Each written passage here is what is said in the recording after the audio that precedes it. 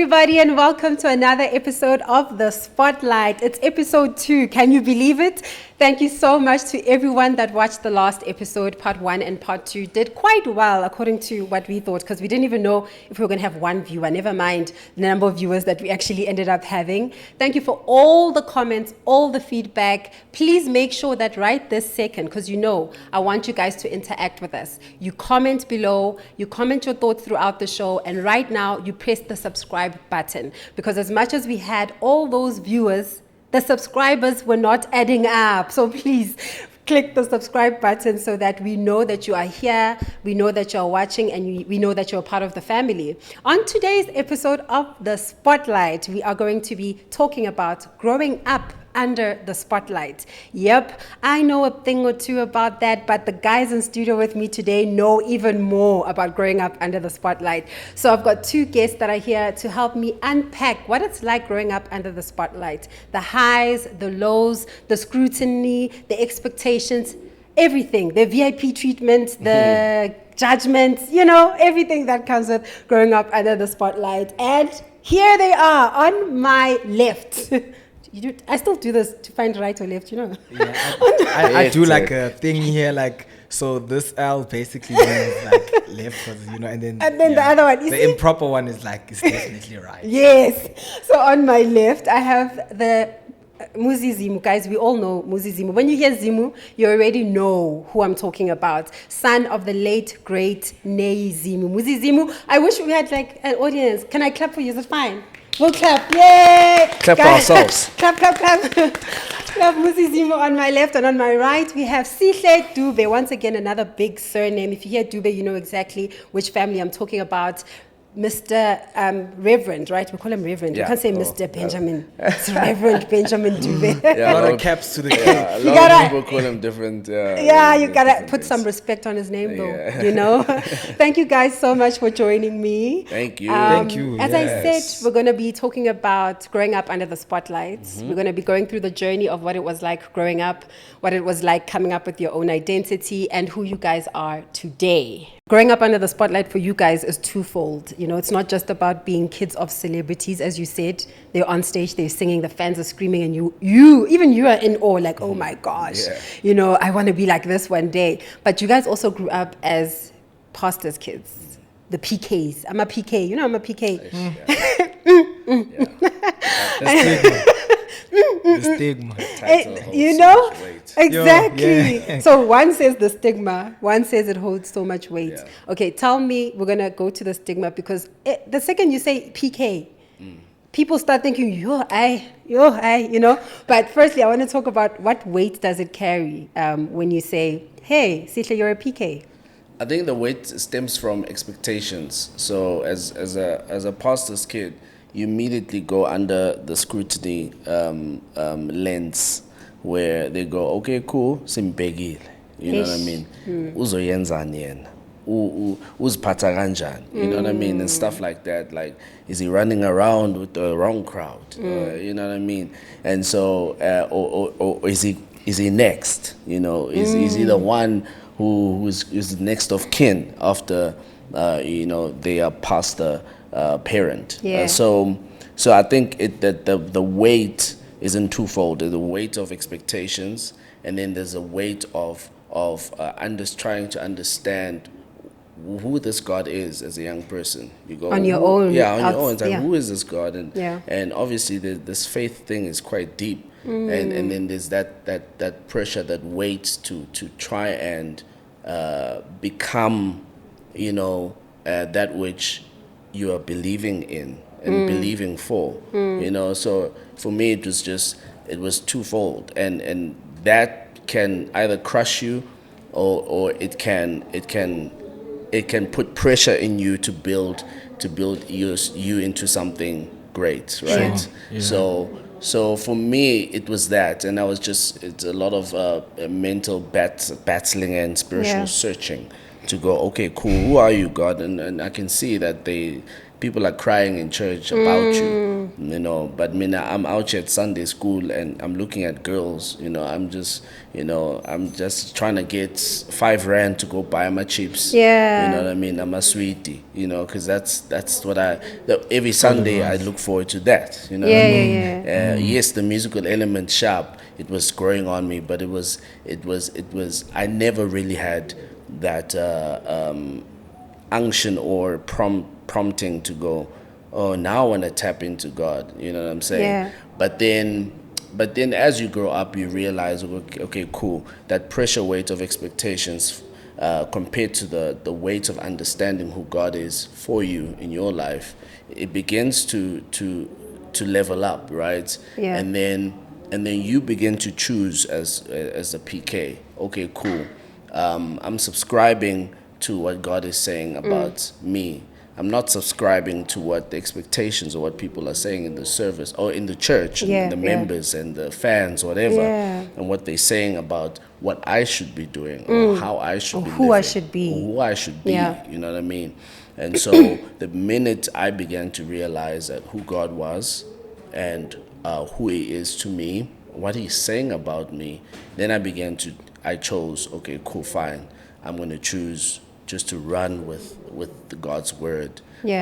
Even then, it's tough because there are voices, you know what I mean, that are still in your ear, you know, and you're still trying to navigate around that pressure, you know, that comes from people who are wrestling with the flesh, you know what I mean. So, and you're wrestling with your flesh, you know, and so it's that constant wrestle between the flesh and the spirit, and you're just trying to make your way, you know, and grow up and just maintain a discerning of what this is all about. You know what I'm saying? And where am I going? Yeah, because it can be quite hard growing up. It can be daunting.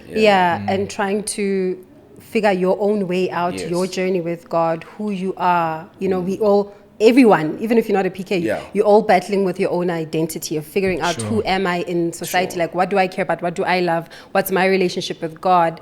But then now you've got society trying to impose their idea of what you should be. And you've got already a parent that is like, everyone's looking at them as the example. Like, this is what you should be like, you know, but you're also trying to craft your own way. Facts. I want to go to you with talking about what did you say when I said stigma. PKs? The stigma. What is the stigma around PKs?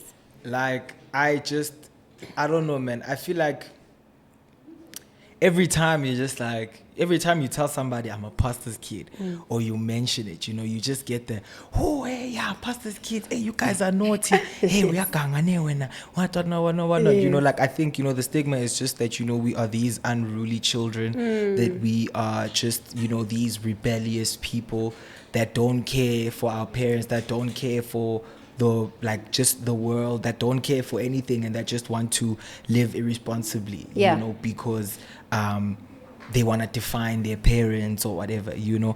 And I am so against that stigma, because I feel like beyond me being a pastor's child, I am still a person, you know. And if somebody cannot see you, you know, for who you are as a person, it doesn't matter in what position you're in or whatever it is that you're doing. Nobody's gonna take that serious because they can't accept you for who you are, you know. And I think whenever we get, and I feel like it's not even a stigma that I feel pastors' kids have created, but I think it's been something that has been fed to us so much by the world that we're just like, you know what, half of us are just like, you know what, it's fine. Fed to you, like, the idea that you guys are rebellious. The idea that we're rebellious, the idea that, you know, because, like, I mean, me growing up, right, you know, like, growing up as a pastor's kid, you're bound to have friends or come across people that aren't pastor's kids. You're bound to come across people that don't go to church, that don't know what it's like to grow up in a household where there's prayer, where you read the word and all those types of things. And then there are behaviors, and there are even things that I believe happen in the spirit that get deposited into us because we're so vulnerable. And we're at this point where you're trying to figure out what it's like to be a pastor's kid. Because, I mean, according to us, we just go to church every Sunday. We're waiting for after church so we can go buy that food and go see this person and we're gonna go see friends and whatever, you know. But then, like, I feel like the stigma becomes deeper because there are more thoughts that come to it, you know. Now you're being told that you're rebellious and you're all these things, and deep down inside you're trying to ask yourself, am I rebellious? But you know, what did I do? What did I, you know, how am I, you know? And so I think when we get that stigma, I think I think it's mainly so that worldly people can encourage us to be worldly like them. But I think more than anything it's just to, you know, distract pastors' children and to take them out of their position, you know, and just to take them and derail them from their purpose in life. By if you come to me and I'm not a pastor's kid and we're just chilling at a party and whatever, and you tell us that you're a pastor's kid, the first thing I'm gonna tell you is that, oh yeah, you don't drink, ne? But I'm sure you drink. Oh, I'm sure you. They try to corrupt you. And you know, you try to get corrupted, you know. But it's like, I think when I mean the stigma, it's like we've been demonized, you know, like we've been made to feel bad for the position we found ourselves in. And you didn't even choose it. I think one of the things, it's one thing when somebody's like chooses to be a pastor, you know, if you yourself are choosing to be a pastor under like without any influence, you know the path you're about to walk, so you know the rules, the regulations, you know the life you must live, the rules, you study, you know exactly what's required of you. But then when it's imposed on you, like you're born into this, you're now a pastor's kid, you haven't even figured out if you're ever going to be a pastor, if you even want to go to church, you just grow up in the church, you haven't figured your own identity out, right? So you never chose it, but you find yourself in it, and then you find yourself under the weight of this title, being a pastor's kid. What and I like what you just said now about even when you go out and you go to a party and the things people will just try and impose on you, right? What are some of the times where you felt the weight of it, like whether it's when you go out and you meet people, or it's when you were growing up trying to figure out your life, trying to make friends, trying to, I don't know, like where do you feel the weight? Where did you feel the weight the most growing up? I think when you realize that some kids have it a little bit easier. So when you look at other kids and you're growing up and you see them doing what they're doing, and their parents kind of like and the society is kind of like has a leniency, a level of leniency like to them, and and saying, they're just kids. Boys will be boys. You know what I mean? They'll grow up and realize that, and then the opposites of that, where it's towards PKs, and they look at them, they don't say the same thing. They don't have the same grace. They don't have the same leniency towards them. It's more like, yabo, you know what I mean? All the apple doesn't fall far from the tree, whatever, you know, that saying. And it's like, no. By rebellious, and it's like, for me, that's when I started to see, okay, cool, we don't have the same treatment, you know. And you go out there with your friends, and your friends are doing 1, 2, 3, and you yourself also kind of like, you beating yourself up, you are prejudging yourself, you know what I mean? You kind of like you're putting yourself down to go, and putting the pressure that is not necessary to put on yourself to try and be holier than thou. And it's like, and you know what I mean? It's like, okay, but I can't. And then you just like, I can't grow up like a kid, like any other normal kid.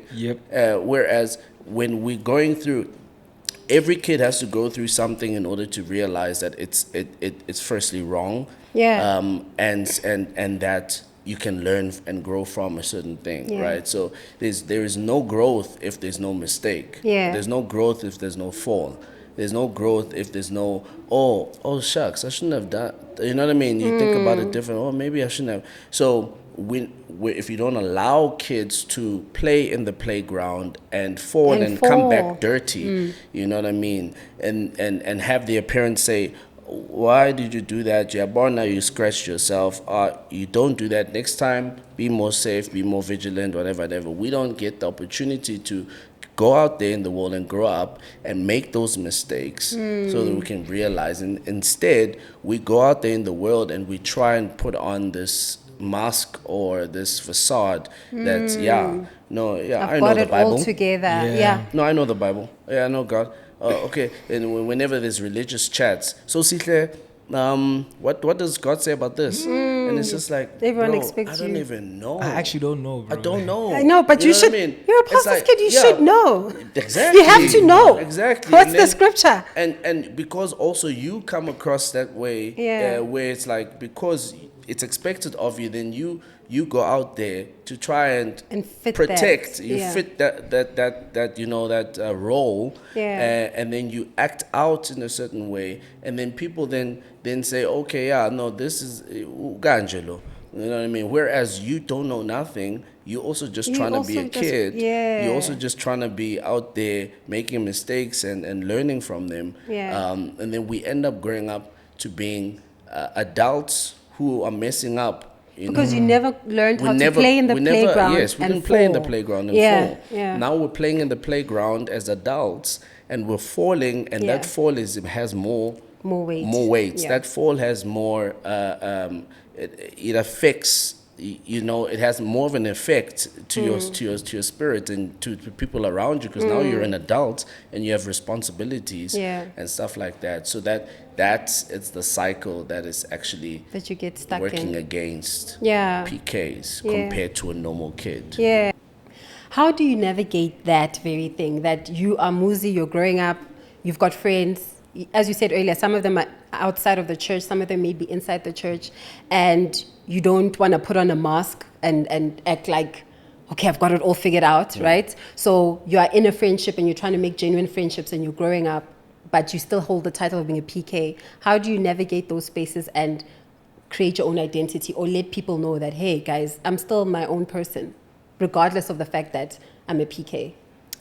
If I can give you my honest answer, I never knew how to deal with it. You know, I just didn't know. I feel like, you know, the scrutiny and the misconceptions and the misjudgments that just come from just being that one thing, you know, for me was so much that, like, I just didn't know how to, you know, I couldn't go to my parents and be like, hey, they're making fun of me at school because you're a pastor. What do I say? What do I do? You know, there were never systems in place to say, look, this is how you handle these things. This is how you know. For me, like, because I was at a point where, you know, I had friends until they found out I was this person. Then I was outcast. You know. Do you hide it from them? Or I ended up having to hide that. Like, it's like I don't mention it unless somebody says, hey, we saw your dad, or hey, you or something. You know what I mean? And back then in primary school, you know, my teachers used to know my father and his music, you know. So there always would be that thing of, hey, we saw your father on TV. Hey, like, you know, you're coming in the morning at school there with your big bag and you're just there like, you're just a kid, just, you know, going hey, to we school. saw your father on TV. Oh, okay. You know, oh yeah, konje, when I umfundisi, what. They end up calling you pastor, you know. So I think that scrutiny was just so much for me as a kid, Nolu, growing up, that I just didn't know how to handle it, you know. I ended up feeling like, in order for me to then be accepted by these guys, I need to then deny myself and then give in to what they're doing, you know. So now I'm there, you know, with my friends, and then just, you know, we're just being boys, you know, and I'm just trying so hard for them not to mention or even think, you know, because there's not good things that they can say about it, you know. Like now my dad sings gospel, and then now there's somebody has to say something about that. My parents are pastors, somebody has something to say about that, you know. So it was like a thing of, you know, I don't want you to say anything more terrible, so rather let me just try and just hold that to myself. But I just didn't know how to, like, you know, handle it, you know. It was only like, you know, when I like kind of grew older after high school and everything, and I think after high school, that's when I started really like establishing or really identifying with this God thing must be taken serious, you know, because then I started seeing things that I wasn't used to, started going through things that I wasn't used to and stuff, until like a friend of mine said that, you know, you'll never get to that point where God wants you to be unless you make that decision in your life. Yourself, you know? now. Yourself. You know what I mean? So like I think, and also at some point I was just so hurt about all those things, and I focused so much on those things that I just, you know, I had neglected my faith growing up and whatever, you know. So I did what they did. I went where they went and everything, you know. And it was always those like, hey, Muzi, uyaganga njalo wena nje, hey, and it's just like, you can't even tell them that, like, you don't even know what to say now when they ask you what's wrong, because you've gone through such a cycle. Well, you're rebelling. You know, in a sense. Because now when you're saying that you neglected your faith as well, it means somehow all the scrutiny they put on you made you want to move away, not just from the title of being a PK, but it just from made me, anything that had to do with the church, with the whole thing. I was religion, just like, what is it like to be a normal kid? Which then so I makes just you tried rebel. not to, like I wouldn't like Sihle Dube Muzi no, but it was like things of like, I just want to participate in stuff, or I was just very quiet and held to myself, because I was just so afraid of what is the other person gonna say, and also because I didn't necessarily grow up in a space where you can like speak to somebody about this issue and then they can tell you, listen, in these situations, this is how you whatever, it's just these people are bad for you, don't go. But it's like, why are they bad? Mom, why are these people treating me this way? Why are they whatever? But like, you could never, and also because your parents are these big people, you also kind of like, think like, ish, how can I come to my mom with now this problem? With this problem, when there's probably somebody else that has a bigger issue and whatever. So I ended up feeling like, ish, I can't really open myself. You felt isolated now, you're on your own, until I started, really, discovering stuff, with my faith and everything, just taking it seriously for myself, which is like, I think I really agree with what Puti said there, when he just we need to just be given that opportunity, that leniency that everybody else gets. We're not saying not everyone wants to go to a party, not everyone wants to go and jowl and do all these things, but we want to be able to also have that grace and that leniency to just fall and come back up. And when you fall, it's not, why are you falling? It's like, okay, look, I see you fell and whatever. Look, normally this is not how we do things, but we understand and whatever, and then just like gentle growing up and whatever. And I think we just grew up like in both sides, whether it was at home or whatever. You grew up under the same thing, like you are either next or you are just expected to be, and I guess I just, when I didn't know how to when I didn't know how to deal with stuff, I ran away from them, so that was, for me, that was what I did. That was your solution, isolation. And how did you navigate it growing up as well, especially in the teens? I think the teens and early 20s are probably the hardest, because you're still crafting your identity. As you get older, you know who you are, and you've established your own relationship with God. How did you navigate it earlier on? What were some of the struggles? I think for me it's just peer pressure. As friends, and having friends who may not all be from the same background, as in like Christians. Some of them are not Christians, some of them are Catholics, or some of them are non-believers, just some of them are subscribed to ancestral belief and stuff like that. So there's a mixture of that, and it's just the peer pressure of their backgrounds and their thinking, mind frame at the time. Because you're right, and as a teenager in high school, moving from primary school into high school, there's just a lot of finding, there's a lot of, it's actually less searching and more finding, because you stumble upon things. I was gonna say, it's like you just come across things, stumble and then you you're find, like, oh, what is this? I mean? Then it's like you pick up and you're like, what is this? And then your friends go, this is 1, 2, 3. It's cool, whatever, and you don't even try and research, because you just like, oh, okay, cool, you know what I mean, dope.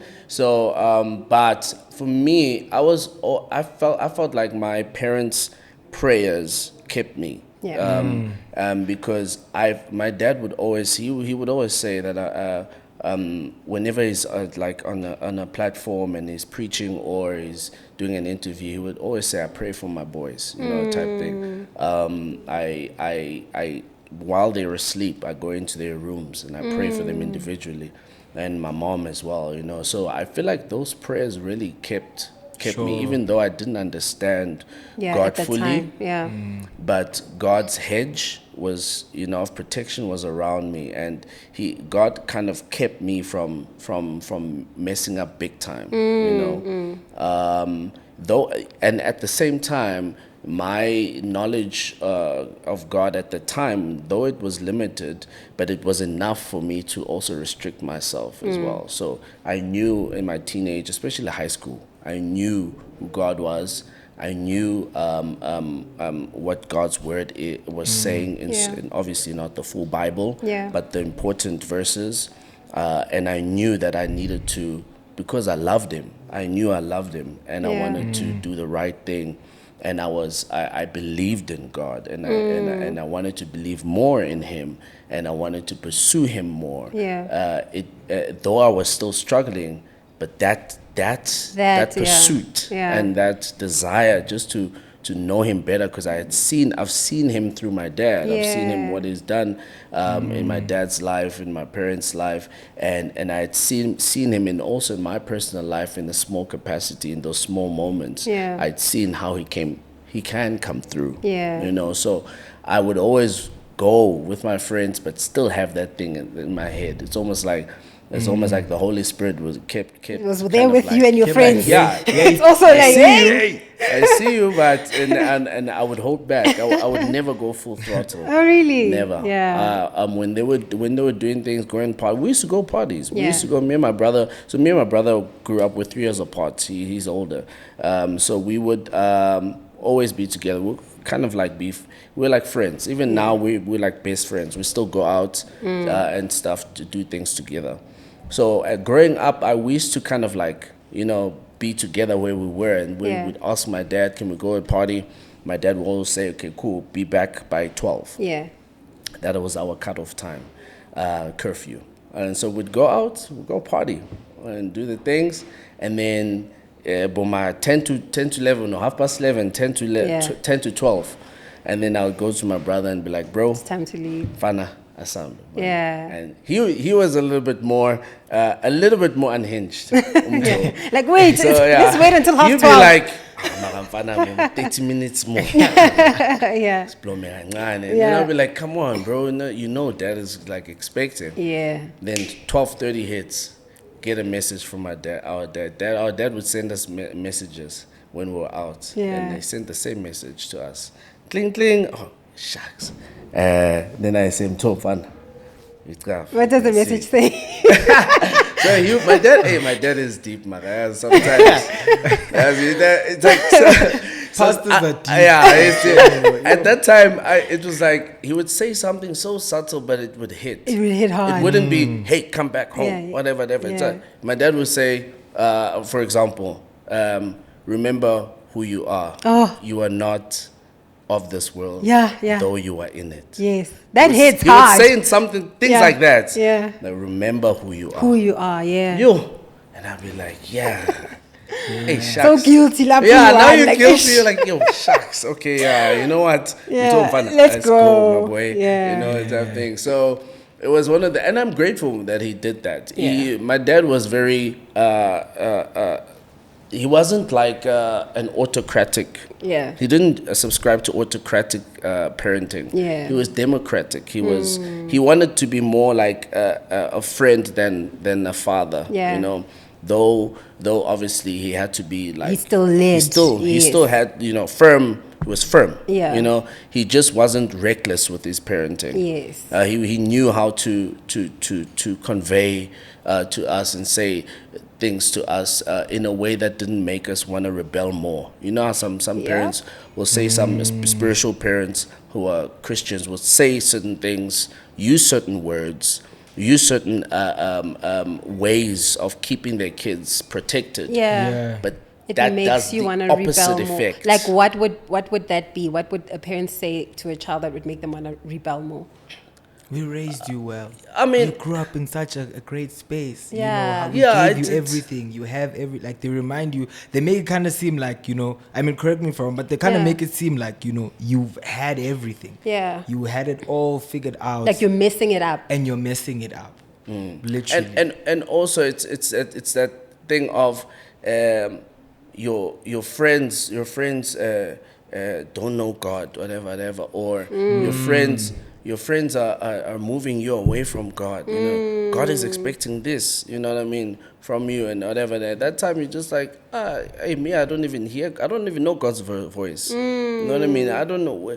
I don't know. I know God is there, but okay, but but God hasn't come through for me like it's come through for you yet. You know what I mean? So and you're also like, I want to have friends. Are you saying I must not have friends? Like I must be isolated? Also, it is that thing that way. Friends, that idea or a concept of friendships begins to be tainted. It's demonized. Yes, it's demonized because now you go, oh, having friends is wrong. And my friends are bad people. Yeah. So God is not good enough for my friends too. Okay, wait, are you saying God is not able to help my friends? Yes. You know what I mean? Or me being the connection to my friends and being the kind of like the vessel to God. Yeah. You know what I mean? Is God not able to use me to help my friends? You know, should we forsake those souls? Yeah. I mean, at that time I wasn't thinking this. You didn't have this wisdom. Yeah. I didn't. Yeah. But I couldn't. I had those thoughts. They were just not. I couldn't articulate them the way I can now. But I was worried. It's just like a worry. It's like why. But my friends are innocent now, almost. They're also trying to navigate, most. Like we're just friends. We're just trying to grow up and understand, and stuff like that. So there is that parenting style that can move your child further into the dark than the light. So my dad was very careful with how he did his parenting, and it kind of helped, it really did, because it just kept us within. Yeah. Kept us within. We knew that we couldn't go beyond 12, even though we would come back at 2, and we would come back and sneak in, and in the morning, he wouldn't go, no. In the morning, he would be like, morning, boys. Sure, Pops. Okay, cool. We carry on. He wouldn't. He wouldn't even. No, he wouldn't shout at you. No, he wouldn't shout. He would say, "So what happened last night? Oh, Dad, we got carried. Oh, our friends, transport, whatever. Oh, okay. You got the message. Okay. All right. Next time, do better. Yeah. Okay. All right. Sharp Pops. That's it. Yeah. I mean, obviously, he would give us hidings. You know what I mean? Yeah. In instances where we're just you went really too far, really just naughty. He would give us hidings, but he would talk to us. He would just talk, and my dad's tone is down. He's a very a down person, soft-spoken. So he would just conversate with us. Yeah. He wouldn't So that helped. It helped us to kind of like receive it with room, and give whatever he's saying room in our hearts. Yeah. You know what I mean? Yeah. And let that settle. Even though we didn't understand it immediately when he uttered it. Yeah. But it would sit and then would go in our spaces. Yeah. And that thing would still. It's still in you. Linger. It's like seeds. I always say it's like it's a seed. It would linger. Hearts and minds. Yeah. But what did that mean by that? Yeah. Okay, cool. And then that thing grows and it reveals itself when you need it. Yeah. How did your parents navigate you growing up, trying to find your own identity as a teenager as well? Was your dad as cool? This is a cool dad. My mom would have never. No. You can come back at 12. What? My dad. There's never. You're not about to ask him. You're not about to ask to go out. What is going on? You're a cool dad. What is going out? The only going out is you're going out with me. Yes. My mom was to church or whatever. Like the only going out I knew was like going to chill with my friends like in the neighborhood that we had. Yeah. And I mean like growing up at that time. Like, there were also like, quite a few like house parties and chillers things. Like we'd always get together, And, but like also it was like during the day. So it also like it always ended like maybe like 7 or nothing went beyond 8. Yeah, nothing went to 12. And I mean 2 a.m. You know what I mean? Yeah. So for us it was very different. Outing. Even 7 is a lot. Even 7 was late. Yeah. So I knew by 5:30, I'm running. Yeah. You're like, be home in 10 minutes. Time you're like 30 minutes away. You don't even know. You're freaking out already. You don't even know you. But my parents, for me, like I think when parents have when two people that are gonna be parents have their firstborn child, they don't know how to raise them. They do it for the first time. Yeah. So I mean, I'll give them the benefit of the doubt. Like, okay, they did what they could. Like, you did what you could. But like, I mean, and in all honesty, man, I think my parents really just did all that they could. And all that they knew. I grew up in a really loving home. It was great. I have like candid memories of my parents and my father and everything. But like, I think growing up as a pastor's kid, I think they could have just done a bit better with the pressure, like for me it was you grew up in this, and you grew up in this, you have good parents, you've been taught well, go and do well. Why are you making mistakes? You can't be doing all those types of stuff, So it was kind of hard, because then I was just also like, I can't even answer why, but I also don't know the why to the other thing and all of that, So it was, we grew up, like, this is the word, do it. Yes, there's no room to maneuver and figure things out. These people are bad for you. We keep telling you that they're bad for you. If we tell you that this person is bad for you, don't. Just take our word. So it's like, if the parent says, you must do, you know. So that's kind of how I grew up in. It was very fixed in terms of the teachings and stuff. I'd get hidings a lot, because I was naughty in primary school. I think the last time they stopped beating me was 12, because then my dad was just like, bro, I don't want you to hate me now. But and I guess from there that's where maybe when they tried a different style, but my parents, my dad grew up in a very tough, strict hard home, he had quite a rough upbringing. My mom, it wasn't as rough, but my mom had very strict parents as well. So I guess they just both mirrored that strictness onto myself. I think with my younger sisters, it's better with my mom, because as they grow up, ladies can have their own way of connecting and stuff, So with them, obviously things are much different, and I guess they also would have learned from me and everything, but it wasn't as gentle, but I really, sometimes I just look back and I thank God for those types of days, because the discipline I have when I'm at work, the discipline that I have when I'm dealing with music, when I'm just dealing with I think that type of discipline has kind of positively shown itself in the way I kind of carry out how seriously I take my life and the things in my life, but yeah, man, I think, they did the best they could. Yeah, they did the best they could. I definitely have a few notes for myself, I think, when I have children one day and stuff, but I think, like Sihle also said, my parents prayed for me all the time. My mom always. That helps, always prays for me, and my mom is just the softest person on earth, dude. She'll be screaming at you the one day, and then the next day, she'll come. This one time I forged my parents my signature, because I didn't want them to see that I was being naughty at school, right? But I needed them to sign something for a school trip, so then I gave them the diary. Now I'm eating breakfast, and then my mom brings the note, I get that.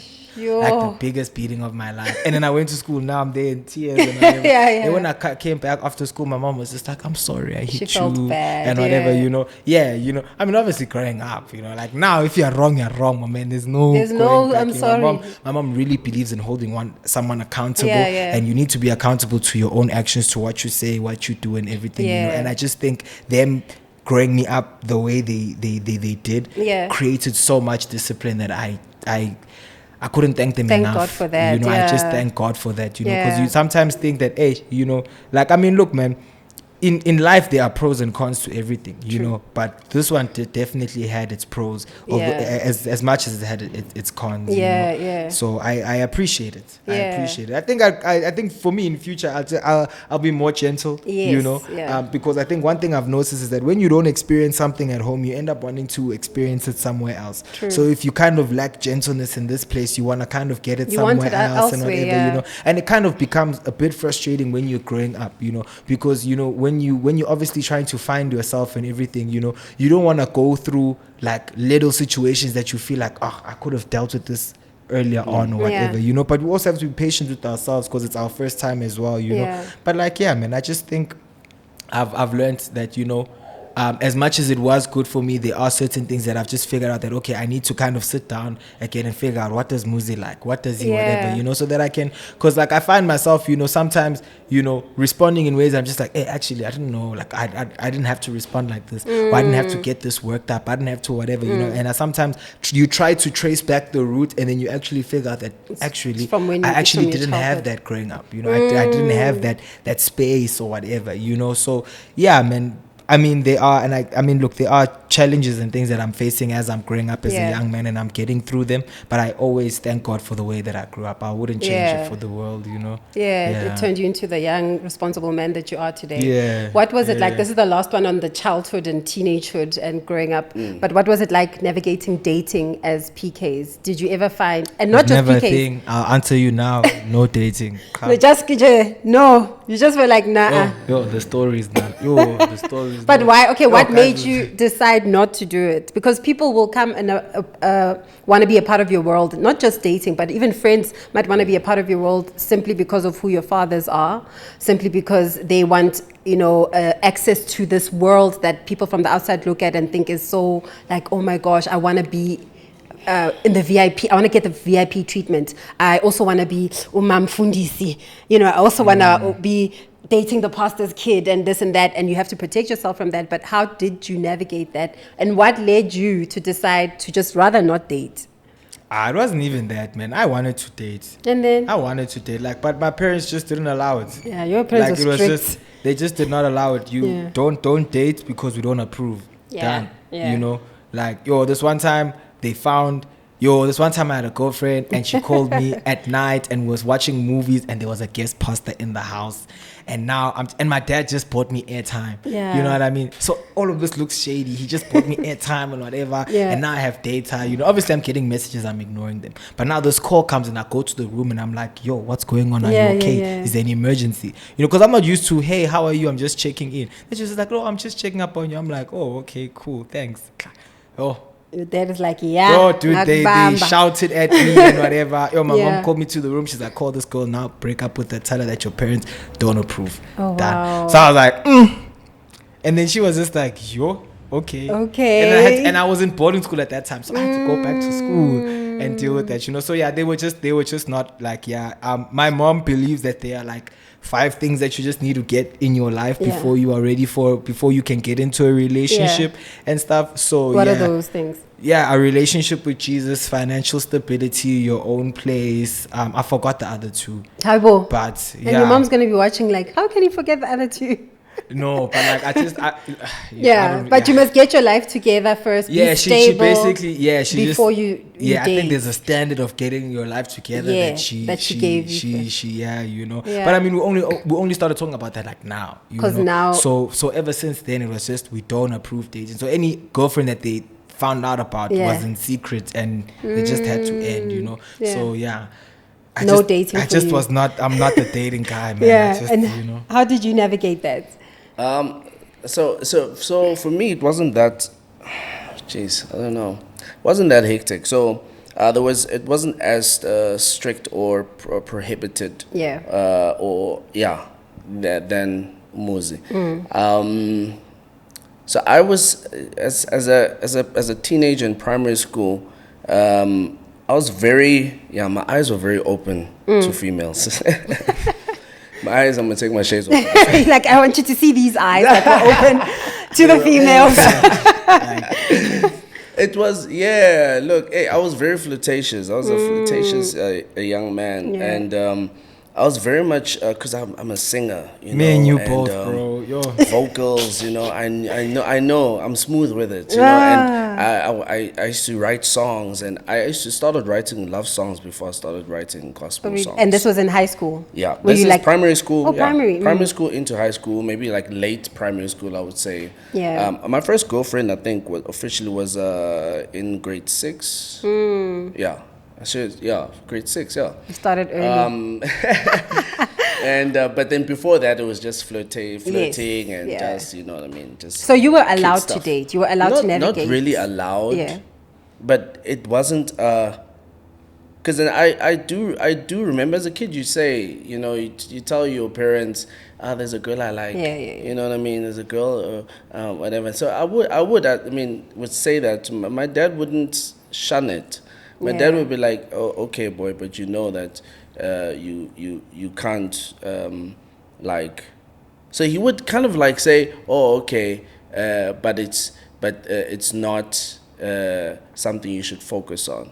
So he wouldn't say, whatever, don't do that, break up. He would just say, focus on your studies. Okay, is there? Oh, okay, you have a girlfriend. Oh, okay, focus. Make sure your studies are all right. Yeah. Don't allow yourself to change your perspective because of a girl. Yeah. Don't do things that adults do. And stuff like that. He would very vaguely, but he knew that I understand what he's saying. He's actually saying. He's actually trying to say, you know. But he wouldn't say don't kiss her or don't. He wouldn't say stuff like that. He would just vaguely say, make sure your studies are right. Don't do things that are shouldn't be doing. Whatever. Oh, you like her? Okay, it's fine. But you know that as you grow up, it's like there's something you will learn more about dating as you grow up. So it's almost as if you're just like, okay, he's still a kid. He's still young. He's still a young man. It's fine. Let him explore whatever the ideas of dating. But he's gonna understand what it actually means as he grows up. You know what I mean? And you never found people just wanting to be a part of your world and wanting to date you just because. So I think in high school that's when it started getting serious for me. When in terms of girls and relationshiping, and then that's when it became more of a. How can I put it? It's like more of a thing that I thought about before I got into it. As I think as a young teenager, it was like, oh, I have a girlfriend. Oh, I got a girlfriend. You know what I mean? Oh, yeah, I got a girlfriend. And then if she breaks up with me, I'm gonna get another one. I'm gonna go for that one. It's not that deep. You know what I mean? It's not that deep, bro. You know what I mean? And that thing of I have a girlfriend was quite a exciting thing, you know. Confidence boost. Confidence booster. So in high school, I had my things, I had my ways, So in high school, like I said, I used to write R&B songs and stuff like that. So I had my way with words. And I think my gift of speaking, I realize now that God had really given me a gift to speak. And now you're using it for better things than dating. Now and being smooth with the girls. Now I'm smooth for the right intentions. For the right ones. Smooth for the kingdom of God. Hallelujah. Oh my gosh. But I mean, fast track now, I'm you know what I mean? In high school, I think that's when it started to become a thing where I'm just like, okay, cool. I'm getting into a relationship. What am I looking for in a girl? Like, what do I actually want in somebody who because now I'm thinking long term. Now I'm thinking building a future. Now the idea of a wife is starting to become a thing. Now in high school, you already think about a wife. Oh yeah, I was. I won't lie. I must say, I won't lie. I was. You too. It starts early. I took myself seriously. As I grew stronger in my faith, I began to take myself seriously. To go, okay, Sihle, where are you going? With this friendship, with this relationship, with whatever. Where are you going? You know what I mean? So I took myself seriously to the degree of I took myself too seriously. In a sense that in my relationshiping, I expected my girlfriend to be where I was. To be a wife. She's in high school. Spiritually, like I expected her not to do this, not to do that, because I was prohibiting myself from doing this and that, alcohol, whatever. You know, I was expecting her to be, perfect in a sense, you know what I mean? And that like the pressure that was on you, now you putting it onto my girlfriend, and so it worked against me because I didn't allow, it wasn't realistic. I didn't allow her to grow into who she is as well. And it's funny because it's the same thing that you experienced as a PK. As a PK growing up. So you kind of... now it's the girlfriend has that expectation on her. Now the girlfriend or someone who I'm really trying to build a relationship gets the flack. Gets that from me because now I'm at this point in my faith, this point in life in high school where I'm thinking. So I've always been much more mature for my age. I was always beyond my maturity level. As a young person, and I attracted older women. Most cases, I did. I attracted older women. That's why you're busy thinking about wives in high school. I'm still stuck there. They were older. It's all adding up. Starting to 1 + 1 is 2. Okay. Yeah. So it is. So I'd always kind of like think a step further in a sense, and so. And that worked against me because obviously I'm expecting too much unrealistic expectations. If she's doing this, I'm good. You know what I mean? And that time I was still also kind of like in the space. I was also not, you know what I mean? I was not perfect too. I really was not. And so I struggled with that, but then but I would still relationship. I would still be all for love. I've always been, you know what I mean, to do something that's real and find something that's real.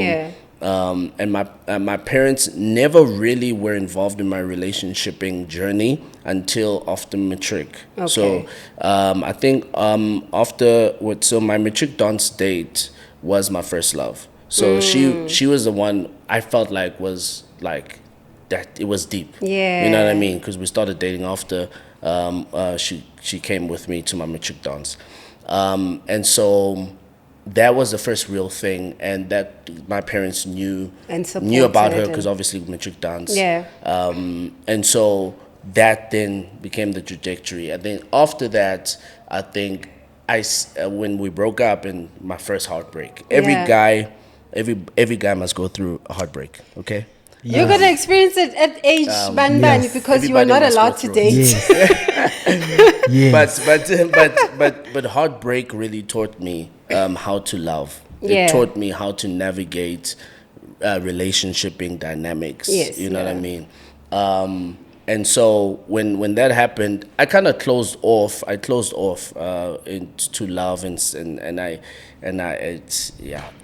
I went through a phase of just being a nonsense. Like bad boy. Because it's like, good boy, this good boy thing doesn't work. I tried to do this good boy. Okay, fine. They want bad boys. So I can be a bad boy. Okay, cool. They like bad boys. I'll be a bad boy. So I went through a bad boy phase. Bad boy PK. You see why we judge PKs? A bad boy PK. I mean, like, because I was so confused. I was just like, why can't you accept a good man or a good? Why can't you just accept that I'm coming through with good intentions? I think it's because maybe I'm just thinking. I'm looking at it from the outside in. Maybe it's because you're in a bubble. This bubble of being. And in the church. Angithi akunama bad boy esontweni, guys. Savumelana bazalane. Amen. So you're in this bubble, and then you date somebody, get into the real world, and then you learn like the real world. Just like I think you guys are constantly navigating the ins, the outs, the ins, the outs, and then finding yourself within that space and where you are in that space, so that one of the girls I dated, actually said that to me, but this girl was like the longest relationship. This is late late adulting stage, about 4 years ago.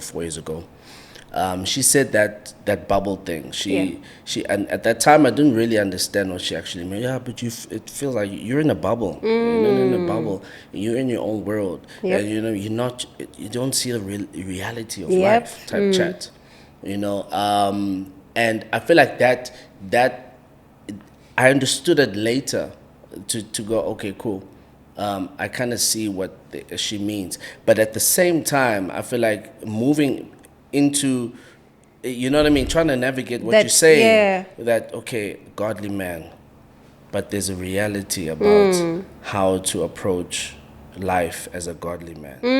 Because it's not to say don't be a godly man, ungodly man. No, it's navigate how to be as a godly man in the world. You know what I'm saying? So there are things that you need to kind of give grace to. You know what I mean? To your partner. There are things that you need to kind of like not be too harsh or controlling, because there's a limit. There's a point of of a boundary that you can cross, that it goes into a manipulative or controlling type of space. You know what I mean? So there is like some room of grace and leniency, and that's what love is. The aspects of love come into play. That you need to allow if your woman is acting out in a certain way, sometimes you just need to sit back and say, you know what, I'm here. Like, okay, cool, I'm here, we'll get through it. Oh, so you're going through that shop. I mean, it's not great. It's not a great choice. But okay. But we're together in this. But I'm still here because I see that you're still getting through something. You're still going somewhere. We're all just learning as we go. Journeying. Right? It's not all about man of God. Oh, so no, you can't. Strict rules, regulations. No, babe, you can't go out. No, you can't. Yeah, you know what I mean? So I'm literally, even till to this day, I'm still trying to learn how to be a man of God and journey through life in the world as a man of God. That's very powerful. And learning realities of life as a man of still maintaining being a man who believes in God, loves God, and wants a woman who can journey with me. Also a godly woman too. In this world that we're trying to grow. Are you planning to be a pastor? Planning? No. Who plans? Are you planning to be a... No, I'm not planning. Are you cold? I don't think we plan. But these days it's a business plan. Some people. But I mean, you know, are like you the cold? The word does say that we'll see them by their fruits. So I mean, you will see. But that's the thing about fruits, my brother. Fruits is a Christian. If you're saved, your fruits must show whether you're going to be a pastor or not. Your fruits, you need to live by the fruits of the Spirit. Not because you're about to be an elder, a deacon, or whatever. Not for a title, not for a position. Because you're a child of God now, you're saved, and you're walking in God's way. The fruits must show. So to answer you, I don't. I've had quite a few pastors and men of God, women of God speaking over my life and saying that we see you going after taking over after your dad, and we see you in that space, and you know I hear them out, you know, and I talk to God about it. I told God and I said, Lord, look, if you want me truly in that space, or you want me to be doing a certain thing based on what your other men and women of God have said over my life, I'll do it if you really want me to do it. And I said to him, if it were up to me, would you do it? I don't think I would want to do it, Lord. I told him, I was like, I don't know. I just feel like, you know, and I said to him, it's because, Lord, you've given me the gift of music. You've given me the gift of acting. You've given me the gift of presenting and hosting, whatever the things. You've given me these gifts, and I go, but Lord, if I'm going to be a pastor, is a bit of a daunting and challenging thing that I'm wrestling with right now. Like I said, I don't mind if God wants me to be there. I don't mind. But then, what about this and that and that and that? The other things I want to do that I don't feel like I'm going to have time to do that, you know, and flourish in those things. Already, people, they're calling me pastor, you know, and mfundisi, because they see me posting and see me speaking. I've done a few speaking we events. Met at a speaking event where you were preaching. Yes, I was preaching. You were preaching and you were really good. Yes, that's why I'm like, I know. Gosh. Yeah. I know you've got it in you because I've seen you do it. But it's interesting to hear that it's such a daunting task. But also, do you think it's so limiting that you wouldn't be able to do all the other things? I don't know. I'm still a bit. It's something that I'm just concerned with, and I'm still talking to God with, and I'm still allowing God to clarify and lead my steps. Now, I've literally told God, Lord, you know what? Just do it. You know, just have your way, because I'm worrying about it, and your word says I shouldn't be worried about tomorrow. Tomorrow will worry about itself. In other words, God has already gone before us. In other words, tomorrow is already orchestrated by God. So in other words, God's plan has already gone before you. So don't worry about tomorrow. Tomorrow will worry about itself. And so literally just said, you know what, Lord, sharp. Have your way. Sharp. You know my heart. You know what we talk about. You know what my desires are. I would really love to do this. I would really love to do those things. If I can do those things and still be a pastor, it's fine. I'll go ahead because I care. I care about. I'm here and I'm breathing because of you. Yeah. And so I have a purpose, and that purpose is in you. And so you know the plans. Your plans are greater than my own plans, right? So and I just would align me to your plans. You know what I mean? In other words, whatever I desire, let it be something that came from you that I desire. And that was one of my prayers, and I was like to him, but Lord, what I'm desiring, I believe it came from you, because the gifts that what I'm desiring is linked to the gifts that you have given to me. And so I believe that the what I'm praying for is already aligned with your plan. How that's gonna unfold and unpack is up to you. Only he knows. You know, and I'm gonna allow you to allow it to let it play out. Yeah, like surrender the process to him. Yes. Trusting that if it's a talent, you can sing and you want to sing, and it's a talent you can act and you want to act, and it's a talent. Talents come from him. Yeah, those gifts come from him. It's not a mistake, it's not. You know. So it wouldn't be an error that he then says, "Come and be a pastor." It is all part of his divine plan. And off camera, we're talking about how sometimes God calls people into his kingdom as people that were like, but he's acting this side and he's also a pastor, but it's because he wants you to reach out to a specific group of people to win those particular souls into his kingdom, as you are, as the actor, the model, the whatever, you know. I'm also very much into fashion. You see, you know the fashionista. I'm also trying to be out here, like, you nothing is an error. So, and also, I just wanted to say before you move on, I think another thing that I struggle with is within the music space. A lot of people ask me, okay, you're going solo. Oh, you're doing gospel, whatever. Oh, okay, cool. So you're taking after your dad? Yes. And then I go, track back. Hold up. I want to sing love songs as well. Wait, what? You know what I mean? Don't even say a word, because I need to. Don't even elaborate further. I'm just saying. Okay, let me pause for that one. Into that, yes, because I don't want to brush over it. Okay, cool. I'll pause for that. No, we need to break this down. I want to, on that same note as him, and don't get into your music yet, because I know you also are a musician, right? God gives talents, and he works in mysterious ways. Would you be a pastor? Are you called for it? Is it something you want to do? Firstly, let me just say, like, I literally grew up the way, like his experiences. Yours too. Yeah, like I'm literally listening to him, just like, but like I feel like there's so much I know about you now, you know. Yeah. Because like, I mean, I was also very much that lover boy, and you know, Zimu nje la. Lover boy ganjani when they didn't allow you to date. Very smooth. I mean, look, man. I guess it's something that they didn't want. Like they didn't want to see it or whatever, you know. But I mean, being a kid and whatever, I obviously, like, you know, dabbled and I had a few, you know, relationships and whatever. You know, I'd always like sing for the person, like you would sing for them. Yeah, send voice notes there, like you know, at night I'm thinking about you. You know, like I was that type of guy, you know. So I did a lot of public speaking. I did a lot of, you know, like. At all my schools, everybody knew that Muzi is the singer. Like, Muzi sings. Like, he's like in Valentine's Day, I'm singing. National anthems, I'm singing. Like, my last high school, like, you know, I was like the head of choir and everything, you know. So, like, I started to see that, you know, I have this big desire to lead.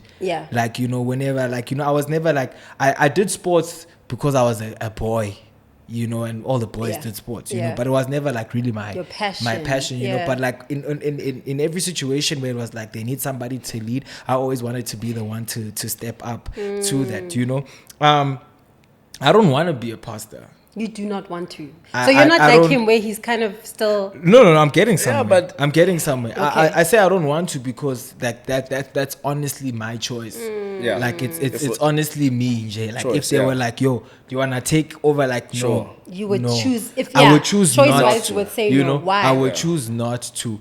I think, you know, especially also after how my father, after my father passed away, you know, how the church then treats the pastor that they've now received or that they now have. You know, I don't think I ask myself, and I just, you know, think to myself, and I'm like, I don't think I want to go through that, because then now they're probably comparing my mom to my dad, and what's going to happen with me, you know? So I guess I just wanted to run away from everything that just made me feel like I needed to be my dad, you know? Because I mean, I wanted to be like him, but I didn't necessarily want to be him, you know? But I felt like everything that was just happening in life was just directing me to be like him. And that was very frustrating, you know? Like, even like after he passed on, many men of God, just like, you know, Puti just said, you know, like people would speak over your life, whatever. And I mean, with me, it was in front of the church. Like after someone's sermon and they were speaking to people, they're like, yo, take care of this guy. But Muzi's busy there dealing with sound. I'm trying to figure out what's happening. I'm running around and taking care of things the way I need to, you know. And then they're like, you must take care of this guy.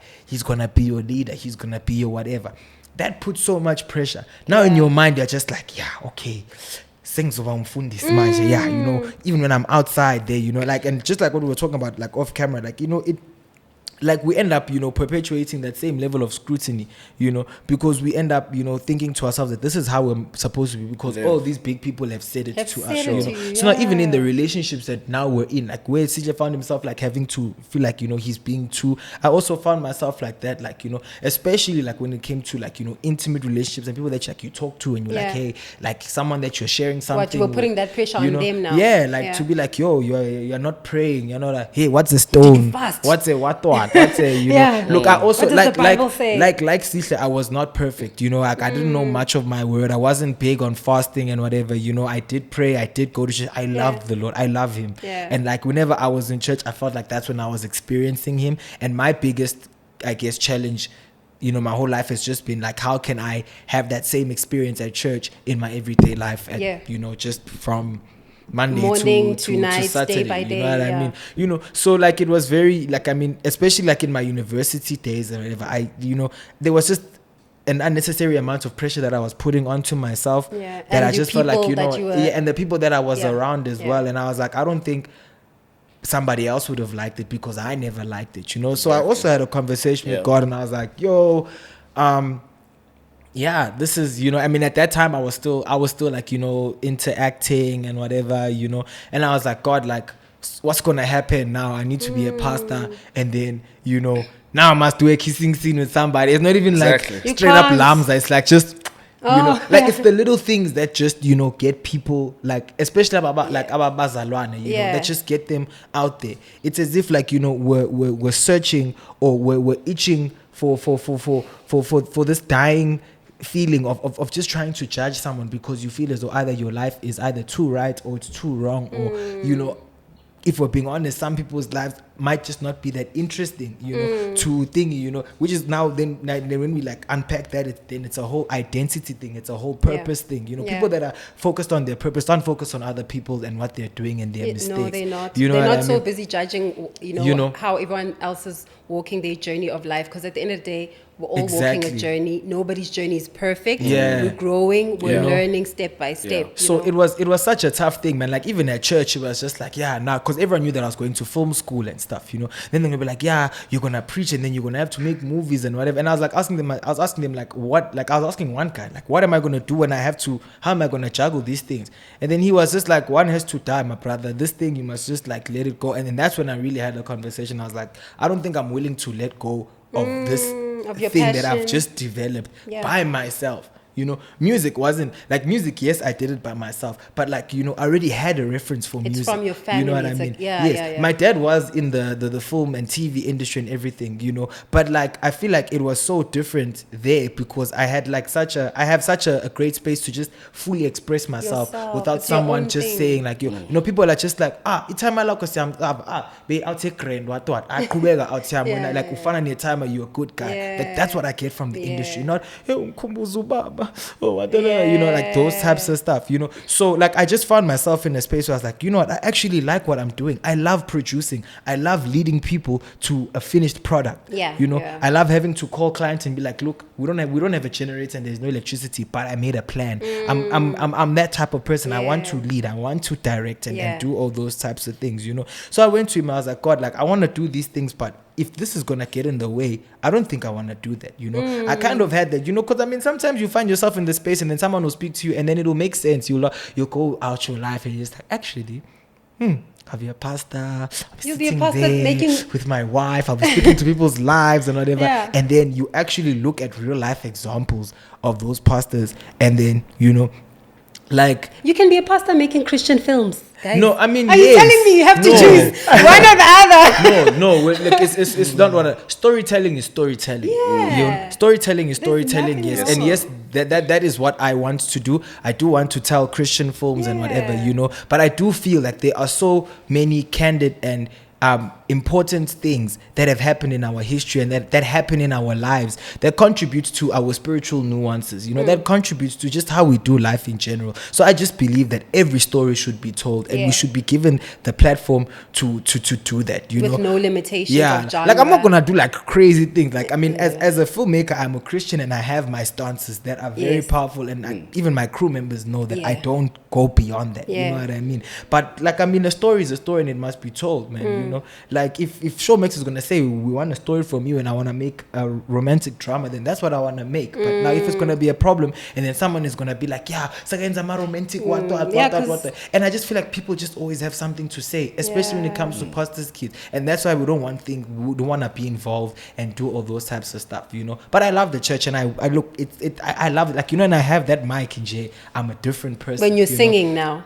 When I'm singing or whether I'm speaking, okay. But like I was just like to God, man, I was just like, what, if I want to find out from you whether I should do this, I would love to. If you say I must do it, I will do it.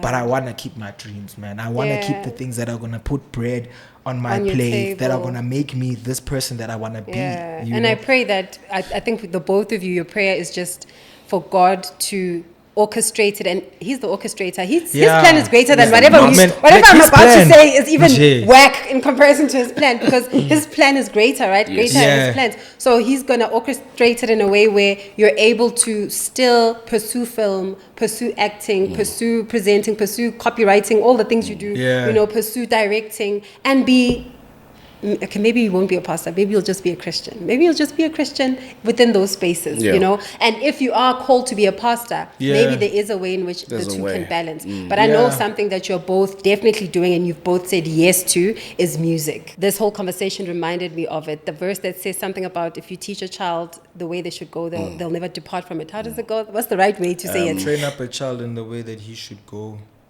so that they may never depart from it. I just don't know. It's paraphrasing. Paraphrasing. That you guys reminded me of that, because in everything that you've said, I see that you were trained up while you were trained up in the kingdom of God, and with all the ups and downs, with all the pressure that you were under, you've been able to find your way back to God, and even now be influencers in the kingdom of God, be musicians that are going to win more souls into the kingdom of God. And I love that. I think you were trained up well. You were trained up well. And thank you guys at home for tuning into another episode of The Spotlight, as we were shining the light on growing up under the spotlight as a celebrity's child and a PK. As you learned from the guys, if you're trained up well in your ways as a child, you will never depart from it, even though you're dealing with pressure, scrutiny, public judgment, and everything that growing up and journeying this life's journey comes with, right?